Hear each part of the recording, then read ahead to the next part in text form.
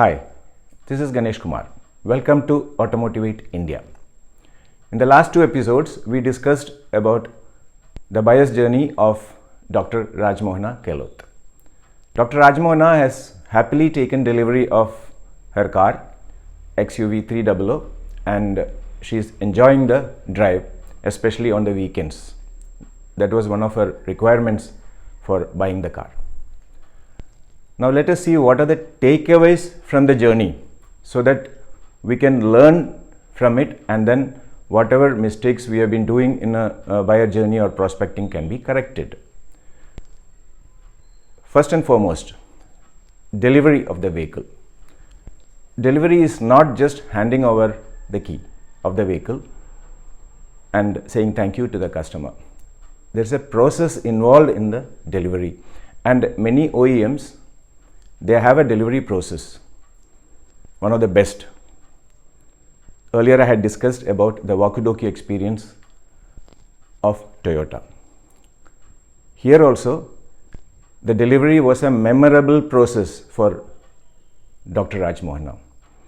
Delivery is the time when you can redeem or correct whatever mistakes or negative incidents which had happened during the entire journey.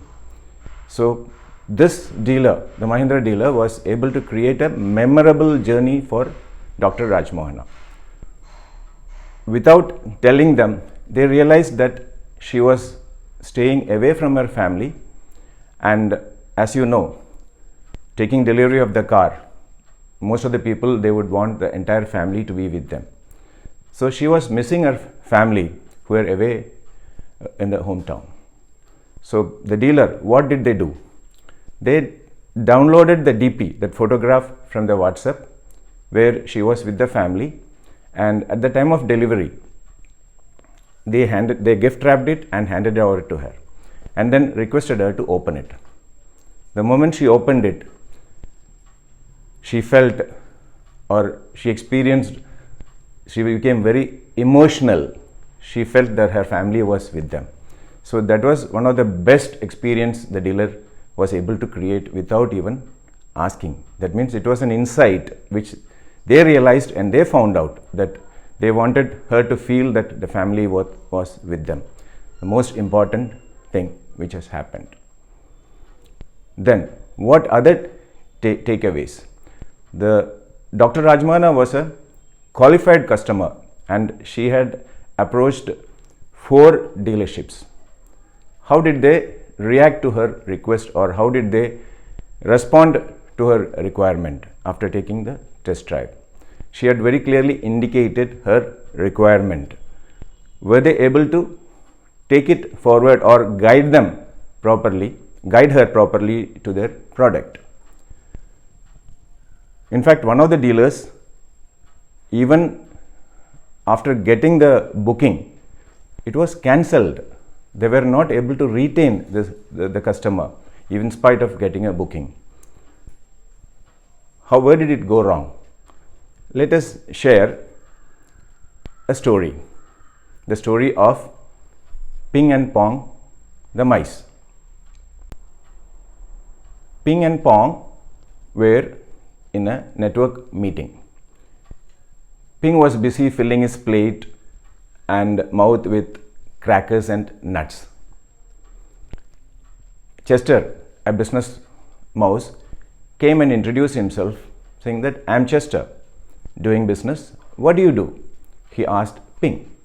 With his mouth full, he said, I am Ping, I sell cheese. Chester turned to Pong. Pong said, don't you feel that craving for something delicious in the middle of the night? I sell that cheese to satisfy that craving. Chester found it very interesting, and he offered his visiting card, and he said, we buy a lot of cheese. Why don't you call me and then visit me? He handed over the card and then continued with the network meeting. Ping was surprised. I also sell cheese. You also sell cheese. I told him the same thing. Why did he not give me the card? So Pong told him, You just straight away try to lead him to your product without leading him to the problem you are solving. That is what I did. In your case, you just, without even trying to find out what problem you are solving, you are trying to sell the product. Pong repeated.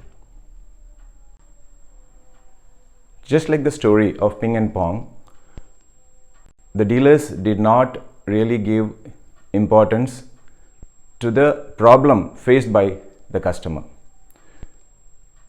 Apart from the pain, one more important aspect is most of the people, they buy a product to avoid any kind of regret later. That's the reason they do a thorough research and then the problem which the customer was facing. And all these problems were discussed with all the 4 dealers. And then the last dealer, that is the Mahindra dealer, was able to really understand what she was facing, and they were able to clearly guide her to their product, which the customer found totally satisfied. Other people, they were not able to connect the customer with the need the customer was facing. They did not show any interest also in further follow-up, some of them. Post-purchase, after the car was purchased, one good thing happened was all the other 3 dealers called to find out. Maybe it will help them to do a loss case analysis. One of them called her and said, congratulations to her for buying a new car. Another dealer called and expressed dissatisfaction. What did they do? They did not invest in the goodwill for future. So mapping your customer journey is the best way to create a buyer persona and to make testimonials for your brand. A customer speaking about your product or brand is a better way than the salesperson talking, because the customer who has used the product is talking about the product, and that gives more credibility about your product to other customers. And through this you will be able to create a chain of testimonials or a chain of customers. In this case, in fact, there were some other issues like one of the dealers bluffing the customer also, or giving a wrong information, and that had created some kind of a deterrent from going back to them or later cancellation of that booking. I have also, during my career, not in automobile, I have come across a lot of people doing this kind of bluffing. Couple of instances I will narrate. In a big hypermarket, I was in the appliances division where I was looking at a bread toaster. The brand name was Corio. So I asked the salesman, where is this from? Because the name sounds Corio, very easily he said it's from Korea. So I lifted that product and then looked underneath. So it was written underneath made in PRC. So then I asked him, it's written here made in PRC. What is PRC? So he said, PRC is another name for Korea. The salesperson did not know that PRC stands for People's Republic of China. There are several similar instances. I was in a Toyota showroom in Chennai to meet their CEO and CMD.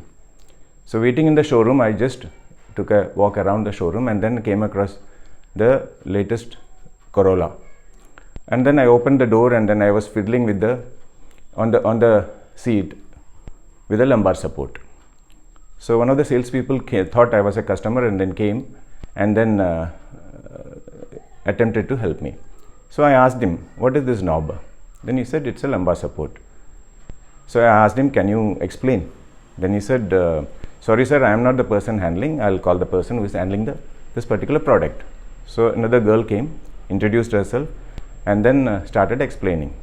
So again I asked her, repeated the question, what is a lumbar support? She said lumbar is a Japanese word. So I was really surprised. I said, who told you this? He said, we were trained by the OEM. Lumbar, actually, if you know, if you are taking a long drive, you develop a pain on your back pain in your somewhere at the bottom near your vertebra. So when I came back, I created a 2-slide GIF images and explained to them what is a lumbar support. So these kind of instances will happen in among salespeople if they are not trained properly. So it is absolutely necessary that you understand your product and also your competitor products.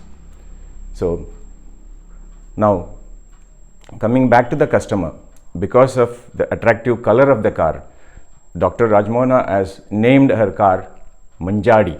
Manjadi is a Malayalam word. Manjadi means red lucky seed. You can see the images of Manjadi here. So the last report I heard from the doctor was that she was really enjoying the car. So now go ahead, talk to your customers, do prospecting, map your buyer journey, and I'm sure you will be able to win a lot of customers. Thank you.